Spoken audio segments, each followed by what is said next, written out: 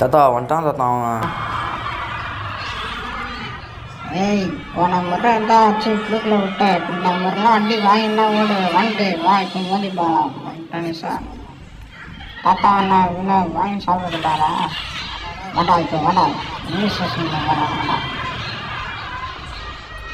சட்னி மேலே நசிக்கிறான். இருடா போதும் சாமாடி வர இருடா. டேய் போடா டேய் போடா போடா.